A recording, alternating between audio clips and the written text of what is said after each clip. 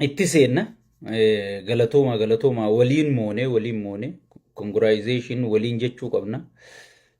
Tokkummaan moonee si galee dhugaa Oromootu injifate. Piippiin ani faarsee bulaa kana maamme boos ani faarsee bulaa mufattoota kana gartee duraaniin isinitti hime warra jaawar silkii jalaa kaasuu didee nagumarraa oomiti xiqqoo takkatti jaawariin muufatee si galee.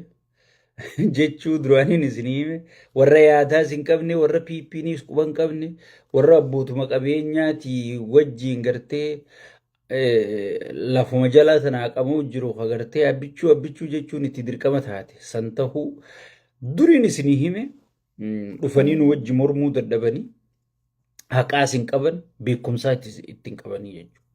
Beekumsi isaan qaban kanaa inti waan gaafa akkoonti jedhu burummaa qabduuti si galee. Sun hin dalagu so saniifu isin maal gootan amma share invite gootaniiti laayivii feesbuukaa tanaas waliin geggeessanii jechuudha welcome jenne isin hundinuu mee share godha walii daddabarsaa dafa walii daddabarsa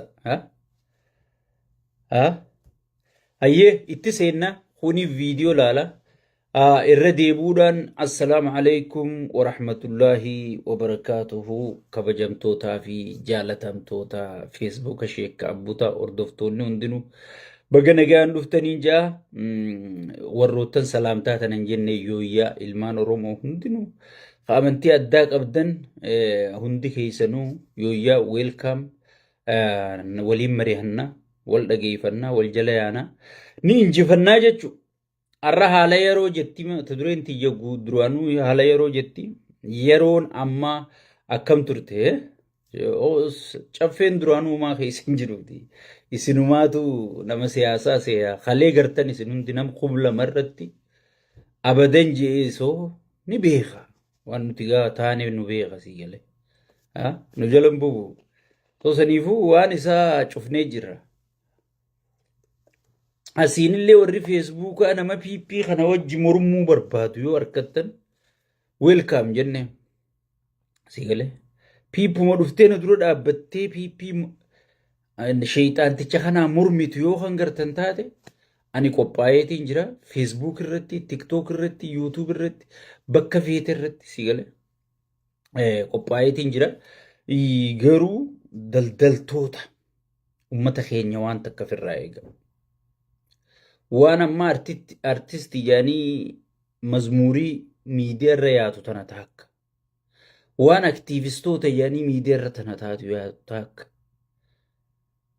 Joottooni yoo maallaqa keessa malee ni taphatti hin taphattu jechuudha. Kanneen joottooniidha. Gurbaa Ingiliz kana ciisee nama arrabsu duudaan ciisee nama arrabsu san irraa eegali. Hanga warra biyyaatiin baatutti martisi abbootii qabeenyaa bitee harkaa qaba ashkara abbaa qabeenyaati jechuudha. Sabni bilisoome, sabni du'ee, sabni buqqee dhimma isaaniiti miti. Kiishni isaanii guutamnaan wanni farsoodhaan isaan sakkaranii sakkareeyyaan akkanumatti hin jenne beeke. Uummata kanarraa hin jenne. Gaafa sakkaran wanni isaan iyyisiisu jiraannaan du'ee gudeedame osoo haadha isaanii fidanii dura gudeedanii osoo ilmoo isaanii fidanii duratti jeesanii ummata jiidha qabuu miti jechuudha. Ummata kanarraa wanni isin eeydan takkallee hin jirtu jechuudha. Kaleessa harkitan koottaan mormaa yoo dhugaa qabaattan yoo piippuma tanarraa beekumsa qabaattan koottaan mormaa jenneeti nama 2,000 irratti abaddan jedhanii baqatanii jechuudha. Guddaan irra guddaan almudiiru minal mujrim kan arabni juusun ayyaanaa sanii jechuudha. Ayyaanaan sunu amanee asaabaa sheekkaa butaatee nu jalatti hiriiree jechuudha. Hayni tokko kan isaan qaban hin jiru jechuudha. Ilma Oromooti, maarree Oromooti. Ilma Oromooti gabra tsiyooyyoo dhufe gaafii Oromoo nuu deebifnaan Oromiyaa keessan nagee buufnaan daangaa Oromiyaa nuu qabachiifnaan qaala'insa jireenyaa nuu to'annaan ilma keenya nuti. Daazammaara ilmummaa fi intalummarraa rakkoon qabu. Oromoo wanni mataa isatti himuu qabu tanaa jechuudha. namicha kanarra maqaa keenyaa'u akkani manne dhoorku qabna. Oromoon biyya bulchuu hin dandeessu. Oromoon waluu bulchuu hin dandeessu jecha juusan akka Oromoon ganallee aangotti hin deebine hojjechuu jira jechuudha. Qaallichi sheexaan sigale. Aangoo isaatiif jecha silaa ilmi sabaa tokko faayidaa sabaa dabarsee gurguru. Boobar ummata kiyya karakkachuu jiruuf, ummata kiyya buqqa'uu jiruuf je'eetiin aangoo gadhiisaa huni jaabar. Abiyyi caalaa ilmi sabaa nuti kan beenu Hayilamaariyaam Dassaalany jechuudha.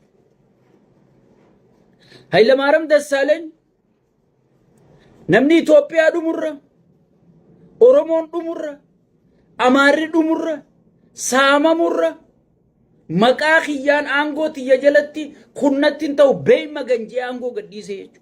Kun ammoo haangullaan gadhiisaa ni du'a malee reefa saachi keessaa baafta malee aangoo gadhiisu hin jiru. Durriyyee barandaa jala guddatte tagartee namni kun du'ee buqqa'ee dhimma isaatii miti jechuudha. Qaallicha maangorra jiru kana dhimma isaatii miti. Ani waaniin sirritti beekuufiin gabbu'ee ciniinnadhee isinii himuu jira.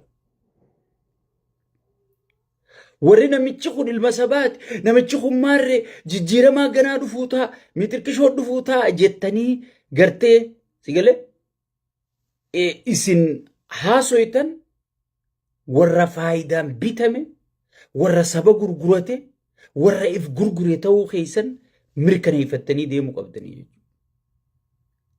Boarra Oromoon bar waan yaadda'uuf hin qabu. Bobar sabni bar shiftaa qabuu ni kabajamaa bar saba waraana qabu, saba aabaa'oo qabu, saba woboo qabu dhiisi. Sigalee ijoollee dheengadda yuunivarsiitii keessaa baatee injiinaroota, doktoroota dheengadda jaawarfaa wajjin karaa cufuu turte.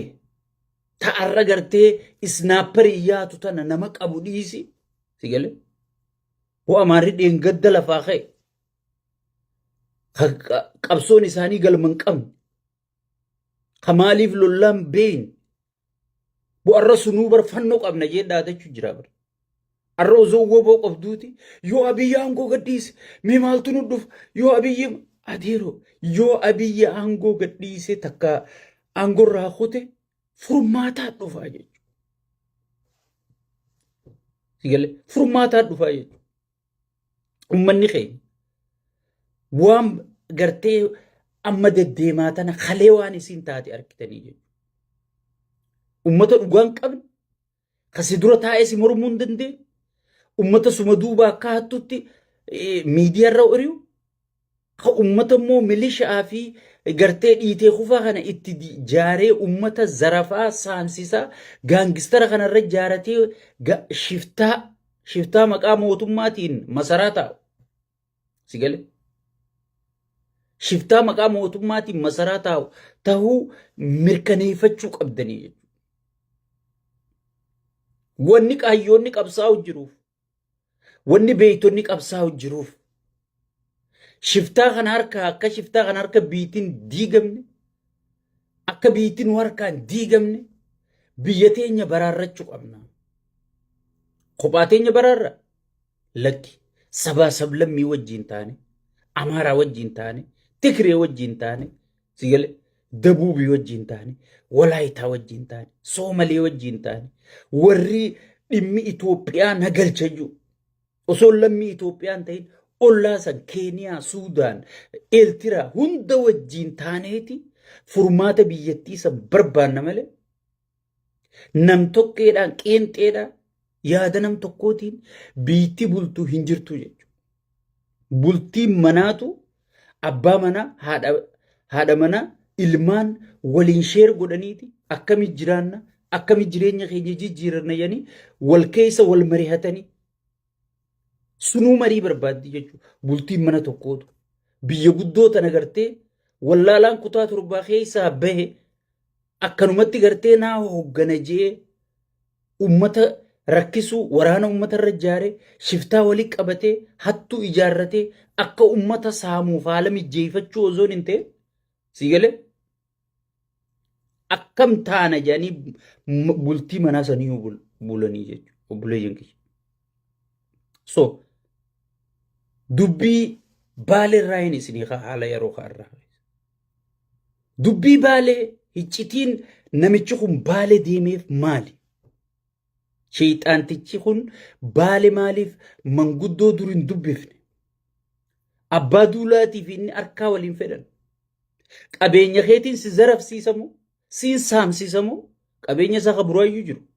Kanaan si zarafsiisamu, na wajji deemta jee waarningiitti kennee wajji deeme abbaa duulaa. Wajji deemee jechuudha. Junaydii isaa iddoo namni silkii jalaa kaasuu hin jiru. Dhukkeerraa dadha'ee wanni inni manguddoochi geesseef gaafiitu paartii keessaatti ka'ee jechuudha. Gungummiitti ka'ee jechuudha. Tamaal jettu namichi nu balleessuuf deema. Biitti nu harkaa baddee, ummata beelti nu harka fixxee, shiftaan baay'atee, qawween biyyattii keessa baay'atte, qawween tun gartee hoogganaa tokko jalatti baay'achaa hin jirtu. Namni hundi mana qawween seente, biitti teenya xiqqoo booda Soomaaliyaa taati. Aboo namicha kana firraa geggeessinee. Sigale? Namicha kana firraa geggeessinee mormitoota hayyoota inni yaase, biyyaa yaase kana biyya deebifne. Sigale? Raayyaa ittisaatii fi warra qawweedha ufannoo waboo hunda isaaniitu waliin teessifnee mariisisiifne. Akkami biyya teenya ceesisuu dandeenya jedhaniiti hayyoonnichi keessatti mataa qabatanii hafan gungummiin paartii keessatti kaate jechuudha. Ummata ilaaltanii gartan ummanni xiiqii keessa galee maraachuu jira jechuudha. Sigale maraachuu jira jechuudha. Hoggi gungummiin itti kaatu kunoo manguddoon tuniin na wajji jirti baranniin jira jechuu fi agarsiisa shawiidhaaf. Manguddoo walii qabee manguddoo takkaa dubbiseetu hin beekne. Manguddoo takkaa silkii jalaa kaasee hin beekne. Manguddoo harkaa'uu isaan hin feene. Isaa fi abbaa duulaa harkaa waliin fedhan. Nama abbaa duulaa mana isaa fattashisiise. Sigale? Manguddoo san walii qabatee fakkeessuudhaaf jecha namichi duraanii shaarukaanii fakkeessinee isin himne nuti.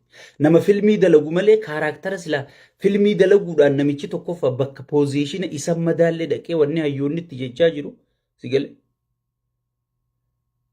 Wanni pooziishina isa madaallee itti dhaqee namni ji'ee irraa dubbachaa jiru bakki sun isaan hin maltu. Maaliif siyaasaa tana sammuun hooggantaa jechuudha. Sigale? Manguddoo san wanni walii qabee ichi geesseef kunoo ummata kiyyaanniin jira maal jechuu fi gartee dhaadannu haganuma jechuu baay'ate dila san baasee ichi dhaqe. Mee gaafii takkaan isinii qaba. Mee namni wanta narraa himi buraayyuu jala woboon teessu. Kagartee wanta waan honxooxxoo namni daawwachuu hin dandeenye. Ka hora wancii laga hoteela wancitti ijaaran san ka maal fakkaatu san baay'ata firraa mindaa hojjettootaan kafalu dhabee sun cufame. Ka harrayyuu keessa ijaaran hoteelli sun ka maallaqni guddaan sun itti dhangala'e. Sigale? Waan hojjettoota kafalu dhabee cufame. Turistiin bakka nageenyi jiru dhayti. Namni lubbuusaa jaalata. Sigale? Bakka nageenyi jiru dhayti. Mee nama gartee laga hora wancii gubbatti nagaya buusuu dadhabe.